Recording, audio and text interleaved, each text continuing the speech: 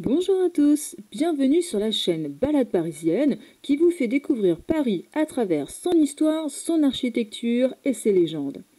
Aujourd'hui, nous explorerons les 13 salles du Musée des Arts Décoratifs consacrées au XIXe siècle, période s'inspirant de tout ce qui fut créé précédemment.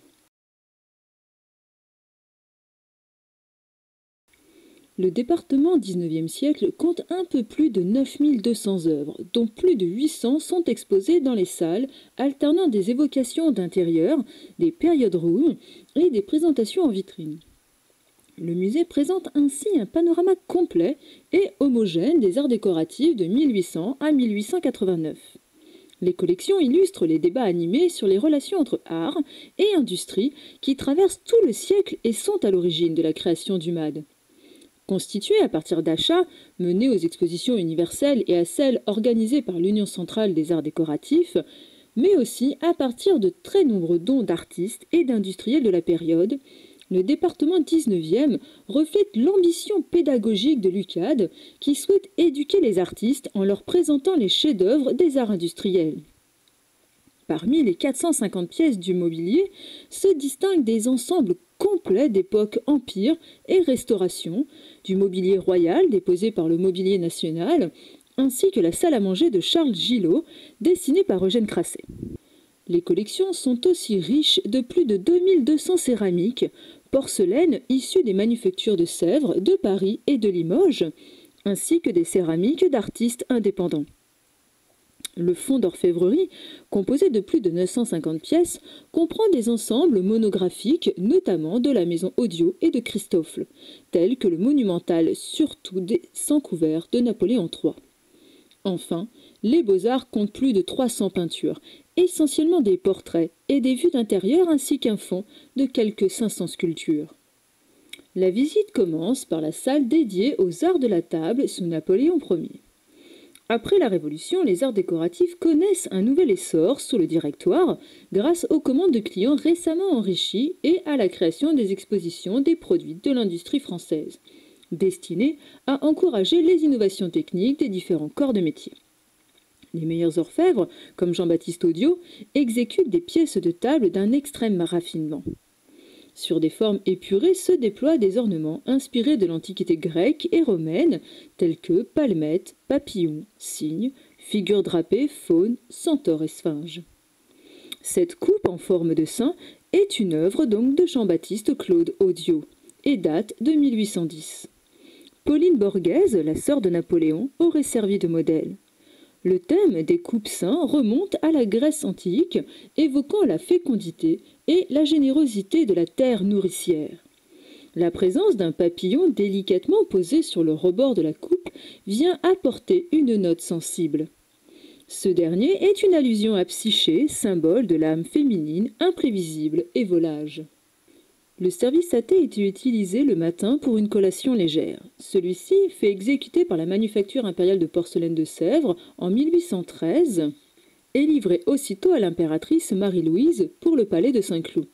Il comprend un grand plateau ovale, 6 tasses à soucoupe, 6 coquetiers à pied dauphin, une théière de forme œuf, un pot à lait et un pot à sucre. Le plateau actuel provient d'un autre service, celui d'origine était en tôle vernissée. Une autre œuvre de la manufacture est visible dans la vitrine, un buste de Bonaparte Ier consul, réalisé par Simon-Louis Boiseau en 1798.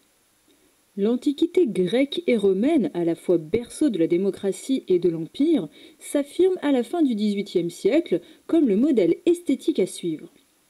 Les canons du beau idéal antique, basés sur la simplicité et la vérité des formes et des décors, dictent ainsi les règles du style empire. Le mobilier, plaqué d'acajou, un bois exotique aux couleurs chaudes, est animé d'appliques en bronze doré. Il adopte des lignes géométriques sévères. De nouveaux meubles apparaissent comme la psyché, qui permet de se voir en pied, le lit bateau et l'athénienne, tandis que des papiers peints tapissent les murs de panorama.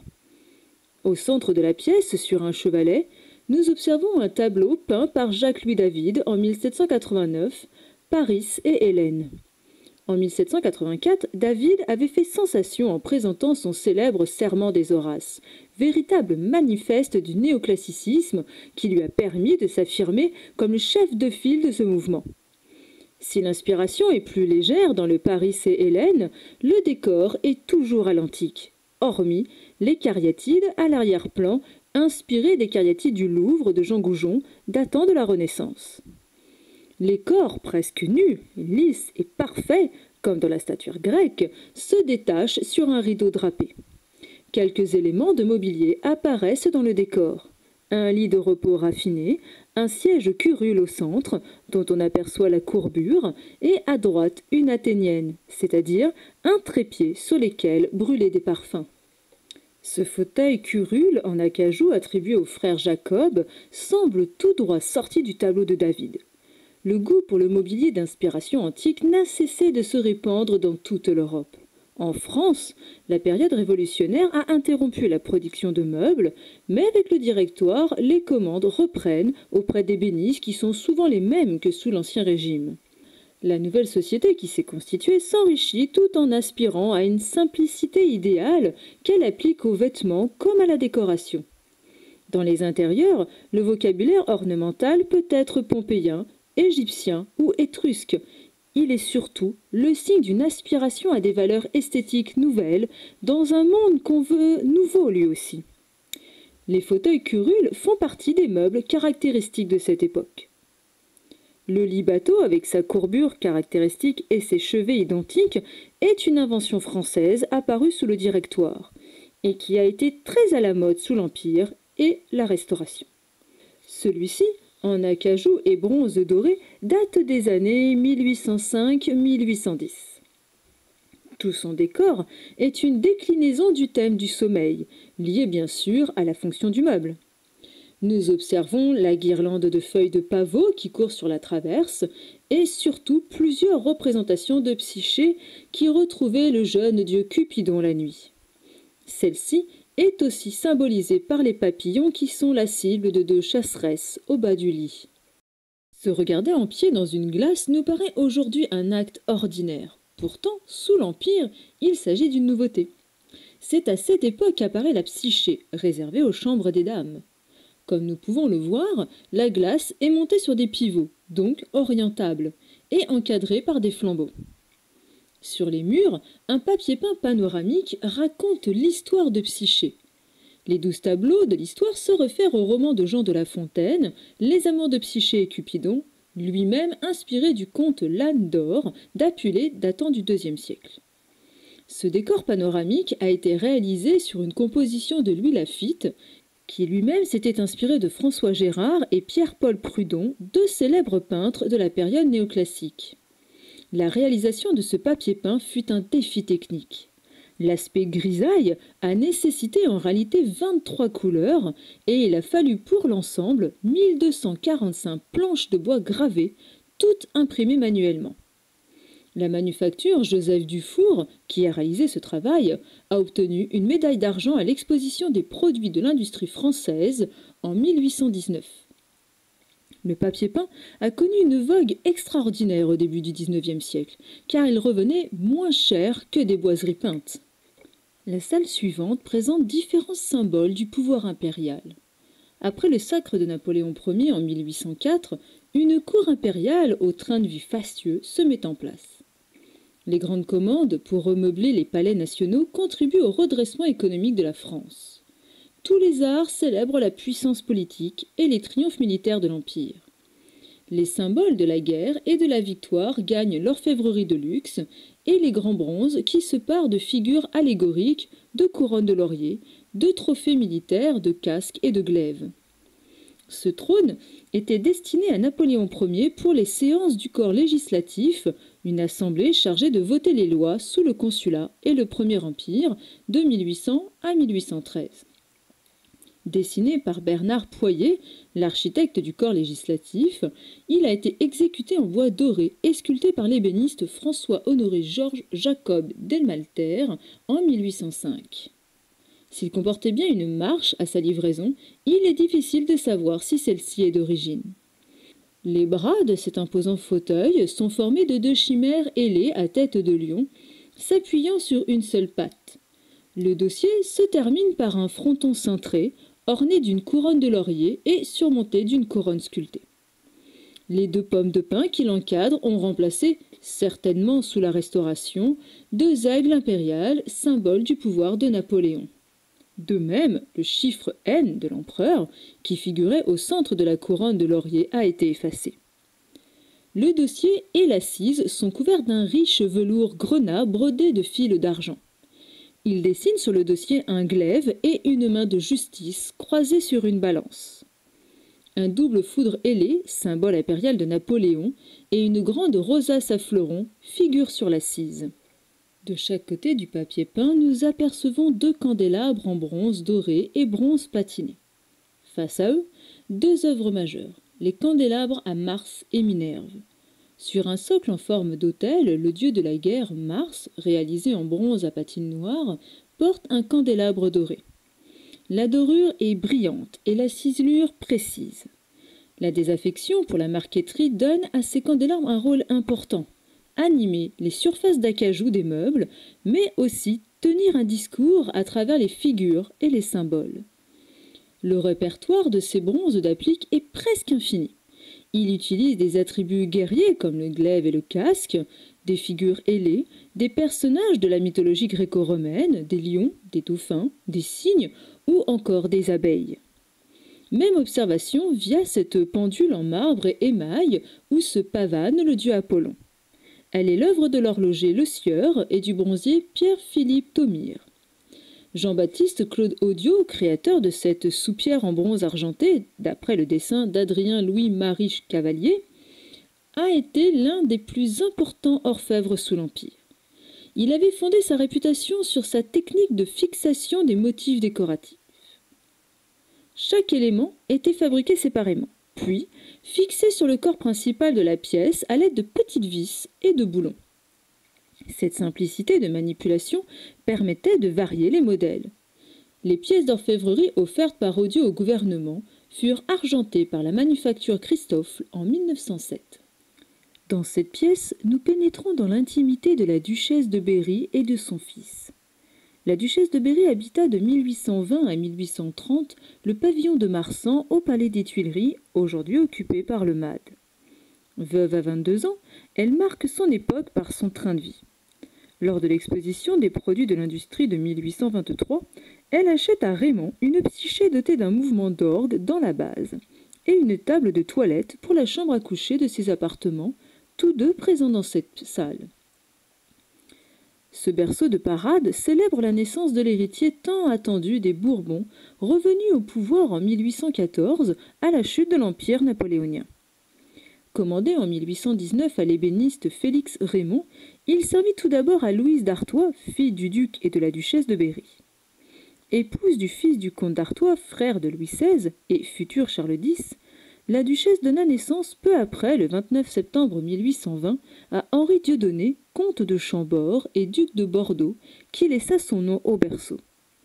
La naissance de celui-ci fut surnommée l'enfant du miracle et d'autant plus inespérée qu'elle intervient 7 mois après l'assassinat de son père, le duc de Berry. Le corps du berceau évoque une coque de bateau portée sur 4 cornes d'abondance, symbole de la prospérité attendue par le rétablissement de la monarchie. Au chevet, une imposante renommée en bronze doré, couronnée de fleurs de lys au naturel, prend son envol en brandissant vers le ciel une corne d'abondance débordant de lys, de fruits et de légumes. Destiné à être posé sur une estrade, ce meuble est fixe et n'a pas pour vocation de bercer l'enfant, mais de le présenter lors de protocoles ou de visites officielles. Savamment travaillé en incrustation de bois français, loupes d'orme et de frêne, les flancs de la nacelle sont ornés de 8 médaillons en noyer représentant les arts et les sciences, reliés par de généreuses guirlandes de fleurs en bronze doré retenues par des rubans et des fleurs de lys. À la base de la nacelle, les médaillons présentant des fleurs de lys furent arrachés à une époque indéterminée. De même, les fleurs de lys en bronze doré qui ornaient la tunique de la renommée et la couronne royale surmontant l'écu de France au chevet du pied de berceau ont été bûchées ou transformées en fleurons. L'intérieur du berceau était garni de velours blanc orné de tresses d'argent. 2 rideaux de levantine verte bordés de lys dorés étaient retenus par des anneaux fixés au sommet de la corne d'abondance. En dessous, accrochés aux ailes de la renommée, 2 autres rideaux de mousseline frangés d'or étaient maintenus par des embrasses d'argent. La salle n'est pas en reste du côté des beaux-arts et offre une série de tableaux intéressants. De gauche à droite, nous avons le portrait de Rosalie Véronique Campion, peint par Lajugie de la Renaudie vers 1820. Louis XII, proclamé père du peuple en 1506, peint par un élève de Michel Martin Drolling vers 1828. L'original est exposé au musée du Louvre. Malvina pleurant la mort d'Oscar par Elisabeth Harvey date de 1806. Malvina était la maîtresse d'Oscar dans le cycle Ossian du poète James Macpherson. Le duc d'Angoulême, remettant la médaille de bronze de l'exposition de 1827 à l'ébéniste François Baudry, fut réalisé par un peintre anonyme. Visitons le stand de François Baudry à l'exposition des produits de l'industrie en 1827. Sachez d'abord que l'aménagement de cette pièce change régulièrement. Ce que je vous montre aujourd'hui ne sera peut-être pas présent le jour où vous irez. L'ébéniste François Baudry présente cet ensemble de chambres à coucher aux lignes courbes à l'exposition. Le lit en forme de nacelle marque le triomphe des formes galbées, tant appréciées sous la Restauration. Aucune ligne droite ni aucun angle ne viennent interrompre ces courbes. Véritable tour de force technique, il témoigne de la virtuosité de l'ébéniste à courber de grandes feuilles de plaquage. Répondant au goût de l'époque pour les bois blonds, Baudry emploie 5 essences de bois clair: frêne, orme, citronnier, chêne et sycomore, qu'il décline en de savants jeux chromatiques.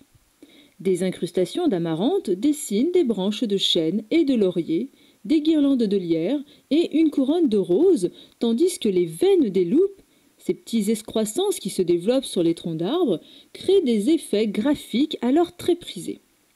Ce lit s'accompagne d'une commode de plan ovale et d'un secrétaire dont les portes s'ouvrent en coulissant à l'intérieur du meuble et dévoilent des tiroirs secrets. Les meubles sont rejoints par des vases d'une grande finesse, telle cette paire de vases à anse serpent, réalisée vers 1814-1830, ou encore cette paire de vases en verre bleu à anse de bronze doré. Cette paire de vases Médicis est une production française, contrairement à ce que semble indiquer la nomination. Si les procédés d'opalisation du verre sont connus à Venise dès le XVIe siècle, leur application au cristal est une invention française du XIXe siècle. D'inspiration antique, les formes classiques de ces 2 vases en cristal opale bicolore associent de manière exceptionnelle 2 couleurs caractéristiques des productions de la Restauration: le rose-gorge de pigeon et l'améthyste. Cendre d'os, étain et arsenic sont les principaux composants de cette opacification, auxquels viennent s'ajouter le rose obtenu par la jonction de sel d'or et de violet issus de l'oxyde de manganèse. Les modèles associant à chaud 2 couleurs sont extrêmement rares. Et enfin, observons le papier peint panoramique de la salle. Le sujet choisi est l'histoire de Renaud et Armide, tirée de la Jérusalem délivrée de Torquato Tasso. L'arrière-plan historique est celui des croisades, mais il sert surtout de prétexte au développement de somptueux paysages où apparaissent de petits personnages en costume historique. On note ici l'apparition du style dit troubadour, inspiré du gothique, appelé à un formidable succès. Ces papiers peints à paysages historiés proposaient une conception toute nouvelle de la décoration d'intérieur. On créait un décor continu en utilisant tout le déroulé des murs, ponctué par les ouvertures verticales des portes et des fenêtres, les lais se raccordant dans les bouquets d'arbres et les architectures qui rythment le paysage. Prenons un petit peu de repos dans une chambre à coucher aménagée selon le style Louis-Philippe. Sous le règne de Louis-Philippe, le passé national est mis en valeur, plutôt que l'Antiquité. Le goût pour le Moyen-Âge et la Renaissance se diffusent dans les intérieurs nobles et bourgeois.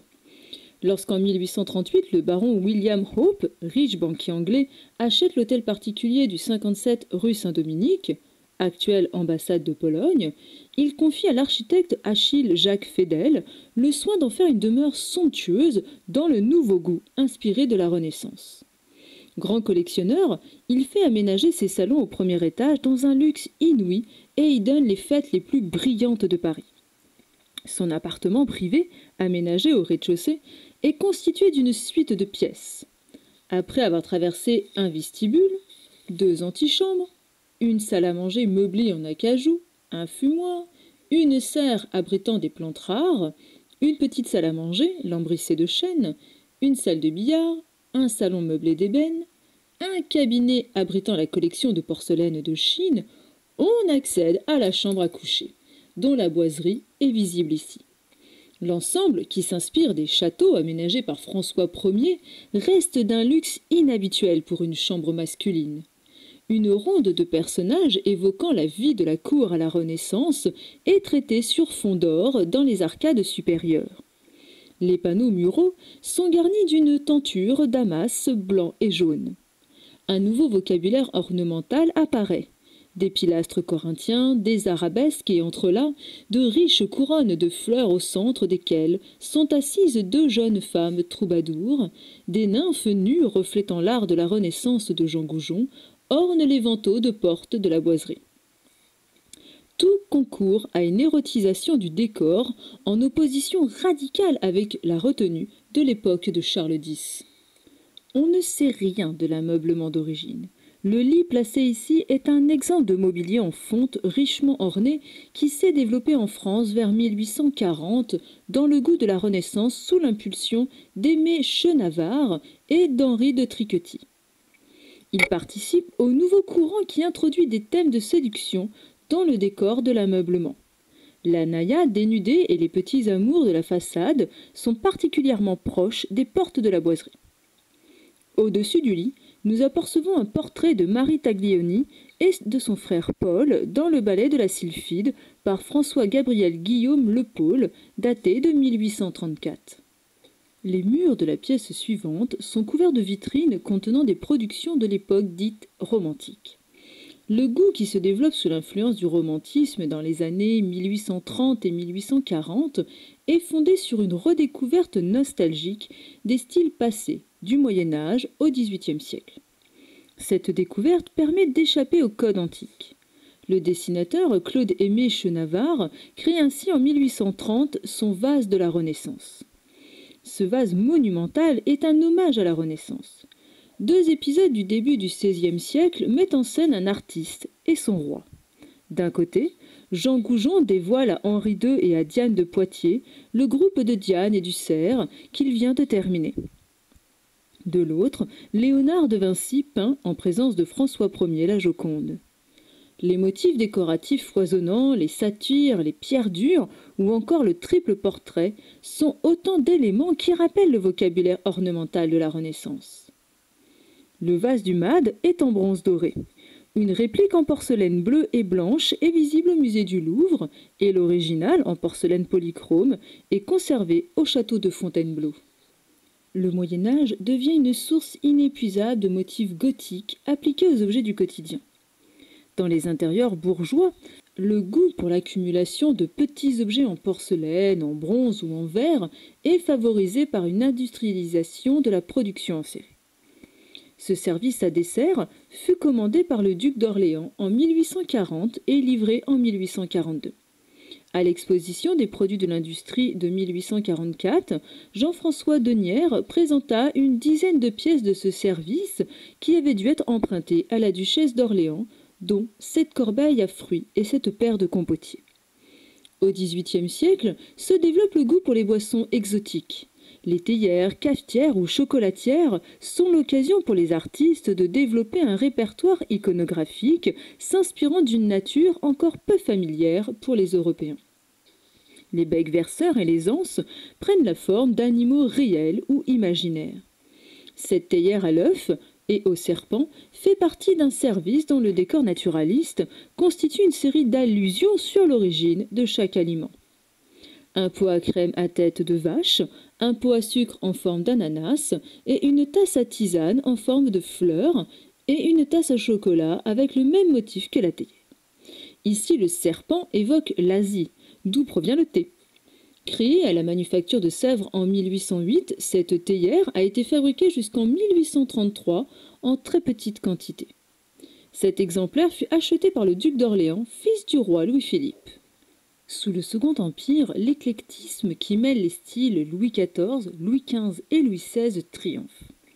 Le mobilier en papier mâché, laqué noir et incrusté de nacre, aux lignes rocailles, directement héritées du XVIIIe siècle, donne une impression de luxe dans les intérieurs bourgeois, bien que sa production soit industrielle. La technique du papier mâché a été inventée en Chine sous les Han entre le IIe siècle avant Jésus-Christ et le IIe siècle de notre ère. Un temps cantonnée à l'Asie, elle connaît un formidable essor au milieu du XIXe siècle en Angleterre et en France. La manufacture Jennens et British, installée à Birmingham, en est l'un des producteurs les plus importants. Le luxe ne réside pas dans les matériaux utilisés, mais dans les jeux de brillance et dans les formes mouvementées. Les meubles sont réalisés à partir d'un mélange de carton bouilli et de colle, coulé dans un moule en fer qu'on laisse refroidir. Une fois le papier mâché durci, il est laqué et enrichi d'incrustations de nacre et de peinture imitant le poli parfait et le décor des lacs orientales. La souplesse du matériau permet également la réalisation de formes courbes et galbées sophistiquées. Auparavant réservée à une élite, cette technique devient populaire grâce à l'utilisation massive du papier et aux nouveaux procédés industriels des manufactures. Les sièges capitonnés au rembourrage épais envahissent les salons comme cet indiscret attribué à Alexandre-Georges Fourdinois. Un indiscret est un meuble où 3 fauteuils sont accolés en forme de feuilles de trèfle. Il permet à 3 personnes de discuter sans avoir à tourner la tête. Ce meuble est une invention du Second Empire. Quand il ne comporte que 2 sièges, il se nomme un confident. Dans la lignée des théories hygiénistes de Haussmann, le thème floral se répand dans le décor du papier peint, des vases et des meubles. Le papier peint visible au fond de la salle fut présenté par Jules Desfossés à l'Exposition universelle de Paris en 1855 dans la rotonde du Panorama, en regard du fameux ensemble composé par le Jardin d'Armide, les Prodigues d'après Thomas Couture et l'Automne réalisé par Auguste Clésinger. Ce décor fut à nouveau présenté lors de l'Exposition universelle de Londres en 1862. Sa présence lors de ces 2 manifestations prestigieuses illustre l'engouement de l'époque pour les jardins et les serres dont la mode fit fureur à Paris sous le Second Empire. Cet engouement pour les extérieurs se lit dans les tableaux présents dans la salle. La princesse Mathilde, cousine de Napoléon III, est l'une des figures les plus importantes de la vie mondaine sous le Second Empire. Après un mariage malheureux avec le richissime prince Demidoff, elle s'était fixée à Paris. Menant grand train, elle recevait dans les salons de son hôtel particulier, rue de Courcelles, tout ce qui comptait alors comme intellectuel, homme politique ou artiste. Les vues de son intérieur, peintes par Charles Giraud, restituent avec beaucoup de minutie le cadre de vie de la princesse, qui aimait accueillir ses intimes dans sa véranda. Une lumière douce filtre à travers la végétation exotique qui court sur les côtés. Et un fouillis de meubles et d'objets hétéroclites occupe le centre de la serre. Tables, fauteuils Louis XV, guéridons mauresques, vases d'Extrême-Orient, objets précieux de toute origine. Un ensemble éclectique très représentatif de l'esprit de l'époque. Le repas des cygnes par Eugène Giraud, peint vers 1865, était destiné à la princesse Mathilde pour son château de Saint-Gratien, près d'Enghien-les-Bains. Au milieu du XIXe siècle, la volonté de régénérer les arts décoratifs incite les artistes à s'inspirer des styles du passé, de l'Antiquité à la fin du XVIIIe siècle, et à regarder vers des horizons lointains comme le Moyen-Orient. Ils en extraient des formes et des ornements qu'ils interprètent pour créer des œuvres nouvelles. Ce mélange de sources diverses, que l'on appelle l'éclectisme, irrigue toute la seconde moitié du XIXe siècle. Il se développe dans le climat d'émulation des expositions universelles qui poussent tous les pays à inventer de nouveaux procédés industriels de création. Avant de pénétrer dans la salle principale, observons cette vitrine contenant de magnifiques porcelaines du XIXe siècle, tel ce service à thé réalisé par Jacob Petit en 1850. Il se compose d'un plateau, d'une tasse avec soucoupe, d'une théière, d'un pot à lait et d'un sucrier. Ou encore ces vases sur piédestal rose, œuvre de Jacob Petit, réalisée entre 1834 et 1848. Dessiné par le sculpteur Albert Ernest Carrier-Belleuse, ce monumental vase des arts a été réalisé par la maison d'orfèvrerie Christophe en l'honneur de Charles Dietz Monin, sénateur et président de la section française de l'exposition universelle d'Amsterdam de 1883. Il témoigne du goût pour l'antiquité grecque qui se développe en France au cours de la seconde moitié du XIXe siècle. Couronné par une Minerve brandissant des palmes et des couronnes, le vase est orné de 4 allégories des arts surmontant des masques de Gorgogne et des chouettes aux ailes déployées. Nous reconnaissons la sculpture, la peinture, l'architecture et la gravure. Une frise de palmettes et de rinceaux végétaux, empruntée au répertoire décoratif grec antique, souligne la base du vase. Si l'esthétique du vase est tournée vers le passé, sa réalisation est une innovation technique. Exécuté en bronze, il a été argenté et doré par électrolyse. Les teintes rougeâtres du corps du vase, imitant l'aspect des poteries grecques, proviennent de patines déposées chimiquement. Offerte par l'impératrice Eugénie à Ferdinand de Lesseps à l'occasion de l'inauguration du canal de Suez le 17 novembre 1869, cette nef fut présentée à l'exposition universelle de Londres en 1871, à l'exposition de l'Union centrale de Paris en 1874 et au musée centenal de l'exposition universelle de 1900 à Paris. Le surtout de sang couvert est commandé en 1852 par le prince-président Louis-Napoléon Bonaparte, futur empereur Napoléon III, pour les prestigieuses réceptions du Palais des Tuileries. Destiné à une table de 30 mètres de long prévue pour 100 convives, l'ensemble du surtout comporte 15 pièces monumentales exécutées en galvanoplastie. En 1871, lors de la Commune, le surtout brûle dans l'incendie du Palais des Tuileries. Henri Bouillet, vice-président de la manufacture Christophe, le sauve des cendres et le donne au musée des arts décoratifs. Le surtout est l'œuvre des sculpteurs François Gilbert, Georges Diebolt et Pierre-Louis Rouillard. Cette table de boudoir ainsi que les œuvres exposées à ses côtés témoignent de l'influence du style Louis XVI sur les arts décoratifs des années 1850-1860. Présentée au centre du stand de la maison Christophe, à l'exposition universelle de 1867, elle comportait à l'origine un miroir ovale sur le plateau. Cette table fut dessinée par Émile Reber et réalisée par les sculpteurs Albert Ernest Carrier-Belleuse et Gustave-Joseph Chéret.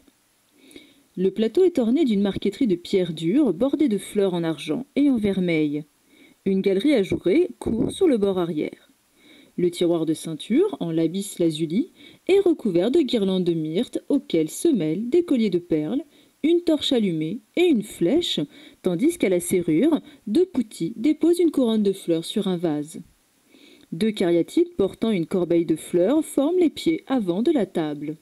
La forme et les ornements de cette table de boudoir s'inspirent d'un petit bureau livré en 1784 à Marie-Antoinette par l'ébéniste Adam Westweller.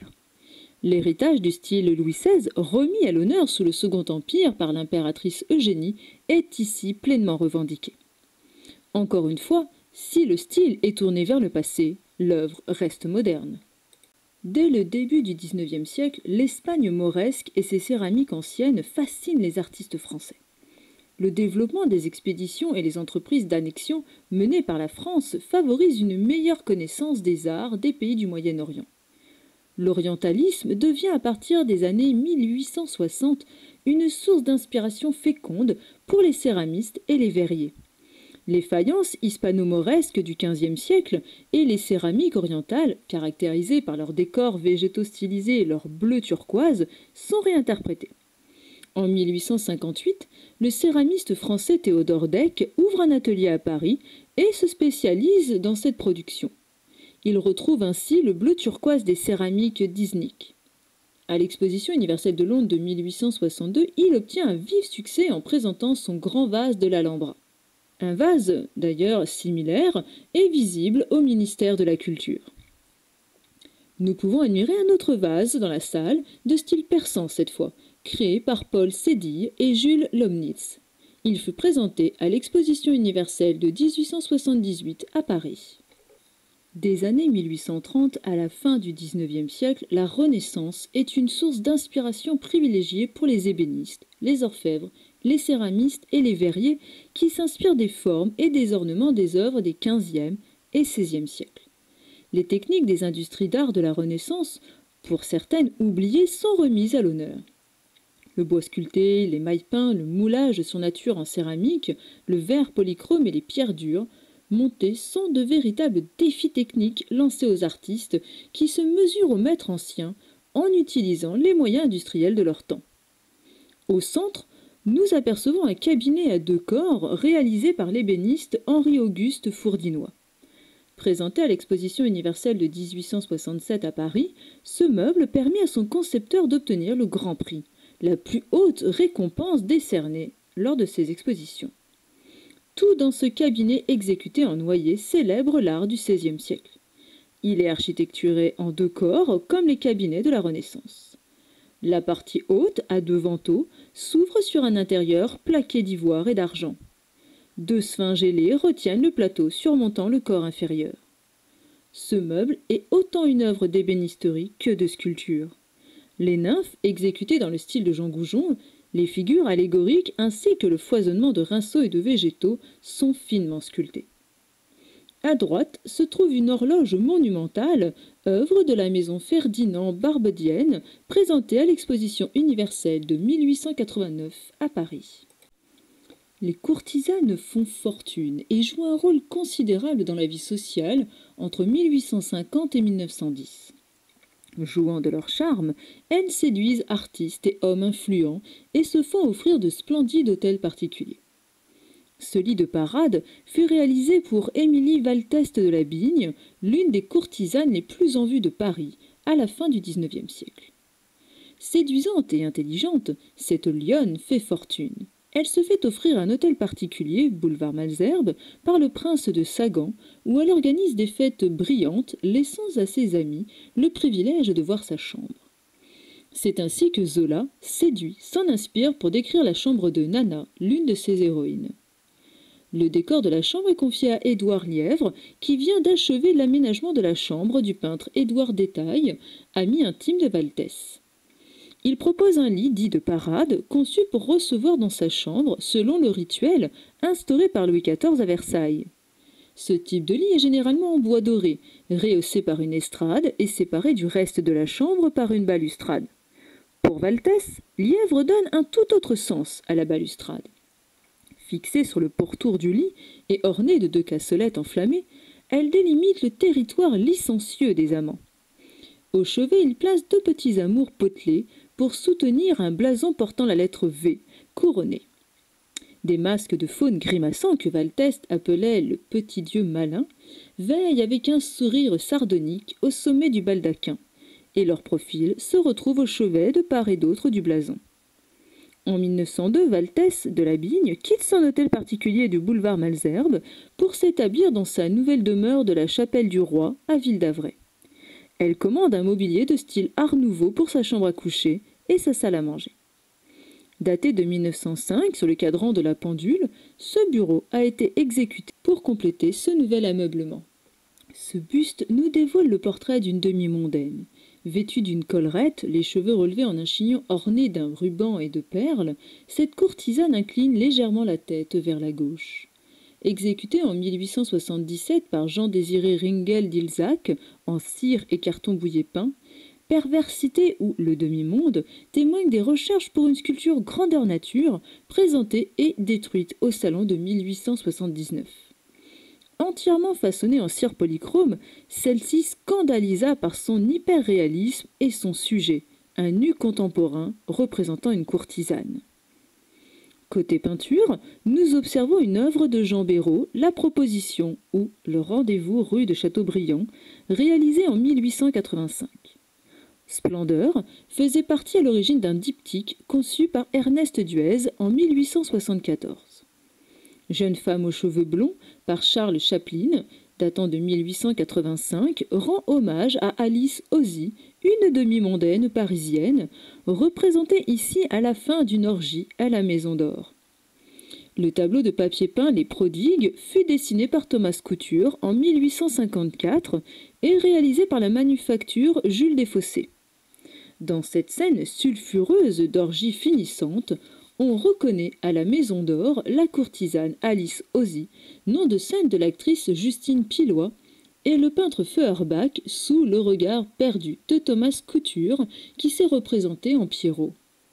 Le collectionneur et imprimeur Charles Gillot demande en 1879 à son ami Eugène Grasset de concevoir la décoration et l'ameublement des pièces principales de son hôtel du 79 rue Madame à Paris, dans le 6e arrondissement. Grasset doit concevoir le mobilier des presses principales, la grande galerie abritant l'importante collection d'art d'Extrême-Orient, du Moyen-Âge et de la Renaissance, la salle à manger et la chambre à coucher. L'ensemble en bois de chêne est créé par le décorateur entre 1880 et 1885 et exécuté par l'ébéniste Fulgraf. En 1905, au moment de son mariage avec l'archéologue Georges Seur, la fille de Charles Gillot, Louise Marcel Seur, commande à Grasset un ensemble de salles à manger en noyer composé d'une grande table, de 6 chaises, d'une desserte et d'un buffet pour son appartement. La jeune femme souhaite recréer un décor lui rappelant celui de la rue Madame. Sur des volumes simples, Grasset superpose une prolifération d'ornements où se mélangent une imagerie naturaliste et un univers fantastique. Les rats et les belettes courent le long des colonnes du buffet dressoir, tandis que les oiseaux de nuit se nichent sur la cheminée et côtoient lapins, grenouilles, poissons, chats sauvages, coqs et chauves-souris. Les colonnes prennent la forme de chimères et les sphinges, les griffons et les gargouilles animent le décor sculpté. Celui-ci prend même une valeur allégorique et symbolique. Les 4 panneaux carrés des portes de la cheminée représentent les allégories du travail, de l'étude, de la guerre et de la paix. Le buffet, quant à lui, se consacre au thème de la nourriture et de la boisson. Les murs sont couverts de plats et d'assiettes en faïence et en porcelaine, créés par des artistes contemporains de Grasset, ayant renouvelé les arts du feu au contact du Japon et de la Turquie entre 1860 et 1890. Avec le traité commercial signé en 1858 entre la France et le Japon, et la participation de ces derniers aux expositions universelles dès celle de Paris en 1867, les artistes découvrent des objets d'art qui remettent en question les fondements de l'esthétique occidentale. Les estampes japonaises leur fournissent de nouveaux motifs et des solutions inédites pour représenter l'espace. Véritable choc culturel, le japonisme marque un tournant dans les arts du XIXe siècle, en permettant de dépasser la réinterprétation des styles anciens. Au premier plan, à gauche, nous apercevons une jardinière. Elle se compose de plusieurs éléments d'origine diverses. Le guéridon, dessiné par Édouard Lièvre, a été exécuté par la maison Barbedienne vers 1880. Le dragon, figure indépendante du guéridon, est soit d'origine japonaise datant de la fin du XIXe siècle, soit une copie exacte réalisée par Ferdinand Barbedienne. La partie inférieure du vase, signée par un atelier de l'époque Edo, remonte au début du XIXe siècle. La partie supérieure du vase correspond au modèle nippon destiné à l'exportation en Europe et date de la seconde moitié du XIXe siècle. Au premier plan à droite se dresse un modèle de couronnement pour fontaine. Fasciné par les arts chinois et japonais qu'il collectionne, le peintre nantais Jean Tissot réalise dès la fin des années 1870 des objets d'art en émail cloisonné, dont les décors s'inspirent des compositions de ses tableaux. Ce modèle, intitulé Fortune, conçu pour une fontaine ou un monument, est la pièce la plus monumentale et la plus originale de cette production. Véritable défi technique, cette sculpture allie le bronze, l'argent et l'émail cloisonné, couvrant la sphère, la carapace de la tortue et la base ornée de la maxime « Tout vient à temps, à qui sait attendre ». Cette œuvre à l'iconographie complexe, mettant en scène la fortune couronnant l'univers, luttant contre le bien et le mal, est un manifeste du japonisme et du symbolisme en vogue à la fin du siècle. Le regard attentif apercevra derrière, légèrement dissimulé, un miroir d'applique.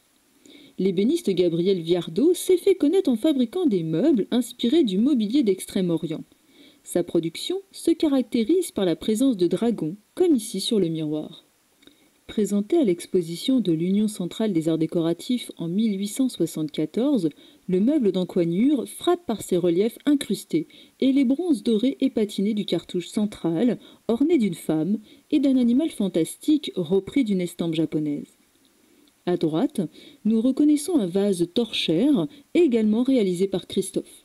Il fut présenté à l'exposition centrale de l'UCAD de Paris en 1874, puis aux expositions universelles de Paris de 1878, 1889 et de 1900, ainsi qu'à celle d'Amsterdam en 1883 et de Chicago en 1893. Cette armoire en érable teinté est l'œuvre de Gabriel Viardot et date de 1886. Un dragon et des papillons se mêlent dans un décor naturaliste composé de bambou. Des rosaces en nacre sont incrustées sur les panneaux de la porte. Je vous remercie d'avoir suivi cette nouvelle vidéo et vous invite à regarder les précédentes, si vous ne l'avez pas déjà fait, afin de connaître l'ensemble de la production des arts décoratifs. La semaine prochaine, nous étudierons l'art nouveau et l'art déco. En attendant, je vous souhaite une excellente semaine.